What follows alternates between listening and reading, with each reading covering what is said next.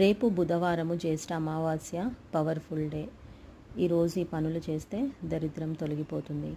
అన్ని అమావాస్యల్లోకి జ్యేష్ఠ అమావాస్య చాలా ప్రత్యేకమైనది. ఇది ప్రతి చంద్రమాన నెలలో చంద్రుడు కనిపించని రోజు. ఈ రోజుకు ఆధ్యాత్మికంగా జ్యోతిష శాస్త్రం ప్రకారం చాలా ప్రాముఖ్యత ఉంది. జ్యోతిష శాస్త్రం ప్రకారం ఈ అమావాస్య రోజున సూర్యుడు చంద్రుడు ఒకే రాశిలో ఒకే డిగ్రీలో కలుస్తారు. ఈ నేపథ్యంలో అమావాస్య పూజలు పరిష్కారాల గురించి తెలుసుకుందాము. పంచాంగం ప్రకారం జ్యేష్ఠ మాసంలోని అమావాస్య తిథి జూన్ 24వ తేదీ సాయంత్రం 7 గంటలకు ప్రారంభం కానుంది. ఈ తిథి జూన్ 25వ తేదీన సాయంత్రం 4 గంటల 2 నిమిషాలకు ముగుస్తుంది. ఇలాంటి పరిస్థితుల్లో ఉదయ తిథి ప్రకారం జ్యేష్ఠ అమావాస్య తిథి 2025 జూన్ 25 బుధవారం రోజున జరుపుకుంటారు. పితృదేవతల ఆరాధన ఎంతో ముఖ్యమైనది. అమావాస్య ప్రధానంగా పితృదేవతలకు అంకితం చేయబడిన రోజు. ఈ రోజున మన పూర్వీకుల ఆత్మలు భూమిపైకి వస్తాయని నమ్మకం. ఈ రోజున పితృదేవతలకు తర్పణాలు పిండ ప్రదానం చేయడం ద్వారా వారి ఆత్మకు శాంతి చేకూరి వారి ఆశీస్సులు మనకు లభిస్తాయని చెబుతారు.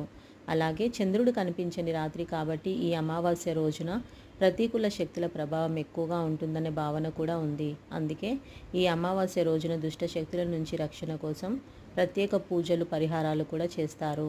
అలాగే చంద్రుడు మనసు భావోద్వేగాలకు కారకుడు కాబట్టి ఈ అమావాస్య రోజున చంద్రుని ప్రభావం తక్కువగా ఉండటం వల్ల కొందరు మానసికంగా అశాంతిగా లేదా అస్థిరంగా ఉన్నట్లు చెబుతారు. అలాంటి వారు పూజలు చేస్తే కొంత ఉపశమనం లభిస్తుంది. మరీ ముఖ్యంగా అమావాస్య అనేది ఆత్మ పరిశీలన చేసుకోవడానికి, ధ్యానం, ఆధ్యాత్మిక అభ్యాసాలకు బాగా అనువైన సమయం. ఈ రోజున చేసే పూజలు ఆధ్యాత్మిక శక్తిని పెంపొందిస్తాయి. ముఖ్యంగా ఉగ్రదేవతలైన కాళికాదేవి, దుర్గామాత, చండీ, మహిషాసురవర్తిని అమ్మవారి ఆలయాలను దర్శించుకున్న, పూజలు నిర్వహించిన అద్భుతమైన ఫలితాలు ఉంటాయి. అమావాస్య రోజు చేయకూడని పనులు. హిందూ సంప్రదాయాల ప్రకారం అమావాస్య రోజున కొన్ని పనులు చేయకూడదని చెబుతారు. అవేమిటో తెలుసుకుందాము. ముఖ్య వివాహాలు, గృహప్రవేశం వంటి శుభకార్యాలు నిర్వహించరు. కొత్త వ్యాపారాలు ప్రారంభించడం కూడా అమావాస్య రోజున చేయకూడదు. అలాగే దూర ప్రయాణాలు చేయడం మంచిది కాదని పెద్దలు నమ్ముతారు. ఈ రోజున కోపం, ద్వేషం, ప్రతికూల ఆలోచనలకు దూరంగా ఉండాలి. మాంసం, మద్యం సేవించకూడదు. కేవలం సాత్విక ఆహారం తీసుకోవాలి.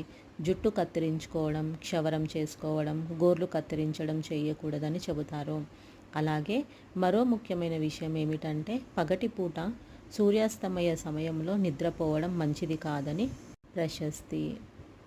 తెలుసుకున్నాం కదండి. ఈ వీడియో కనుక మీకు నచ్చినట్లయితే లైక్, షేర్ అండ్ సబ్స్క్రైబ్ చేసుకోండి. మరొక మంచి వీడియోతో మళ్ళీ కలుద్దాం. శ్రీమాత్రే నమః.